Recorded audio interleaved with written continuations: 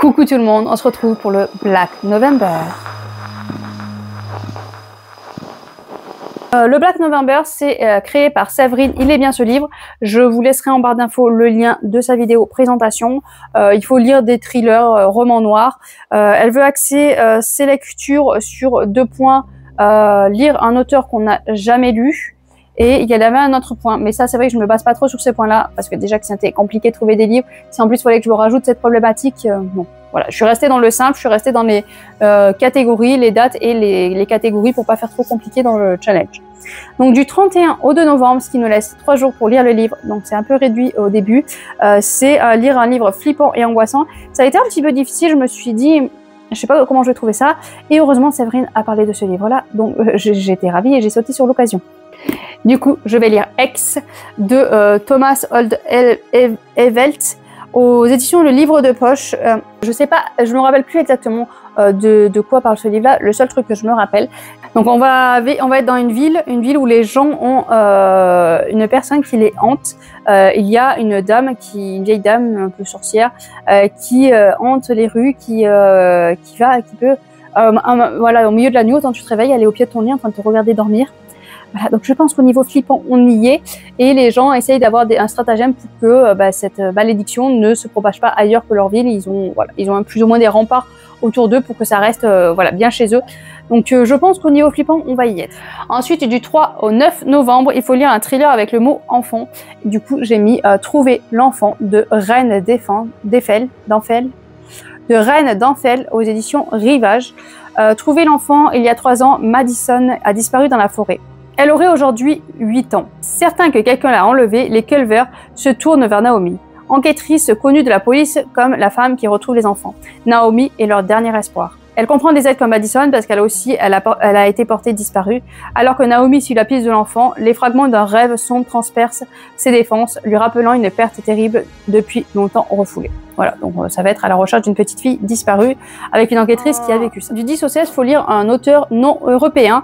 Et donc moi j'ai pris Chris Whittaker, Toutes les nuances de la nuit. Aux éditions Sonatine, mais alors c'est un beau bébé de 700 pages je crois. 800 pages, plus de 800 pages, il est super lourd, il doit être assez dense je pense, donc je sais pas si en une semaine je vais arriver à le finir, on va espérer. On avait des jeunes, une petite fille manque d'être enlevée, mais son copain qui est à côté va la défendre, sauf que c'est lui du coup qui va se faire enlever, et quelques temps après, il va réapparaître, mais il va y avoir un comportement bizarre. Et cette jeune fille, en grandissant, va avoir de cesse de vouloir savoir ce qui s'est passé pour son copain.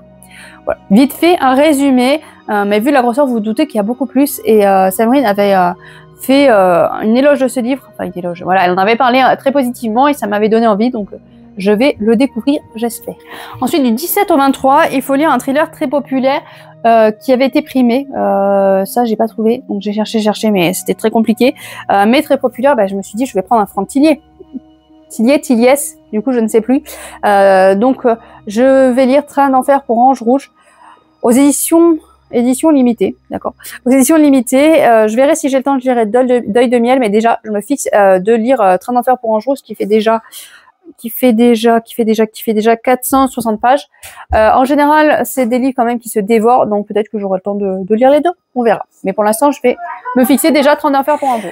Et enfin, du 24 au 30 novembre, il faut lire un livre Cozy Mystery domestique. Et moi, je me suis mis un Cozy Mystery, Rendez-vous avec le crime, de Julia Chapman. C'est le tome 1, je vais découvrir, voir si ça m'intéresse. Je vois qu'il y a un marque-page à l'intérieur, je sais pas pourquoi. Je crois pas que je vais l'avoir commencé. Je crois pas l'avoir commencé.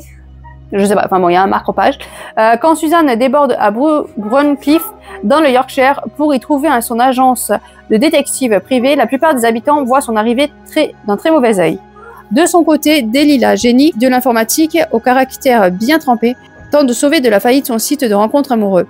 Pour cela, elle décide de louer le rez-de-chaussée de ses locaux. Quelle n'est pas la surprise quand son nouveau locataire se révèle être Samson et qu'elle découvre que son entreprise porte le même initial que la sienne. Les choses prennent un tournant inattendu lorsque Samson met à jour une série de morts suspectes dont la piste les mène tout droit à l'agence de rencontre de Delilah. Voilà, donc on va voir ce que ça peut donner. Donc voilà pour cette pile à lire. Oui, si j'ai fait ça, c'est parce que ça faisait beaucoup de bruit. Je m'en excuse s'il y a un bruit de fond insupportable. Hein, ce sont les enfants, les vacances scolaires. Merci. Sur ce, moi, je vous laisse. Je vous souhaite de bonnes lectures et à bientôt. Et vous y participez au Black November? Dites-moi si vous avez une pile à lire.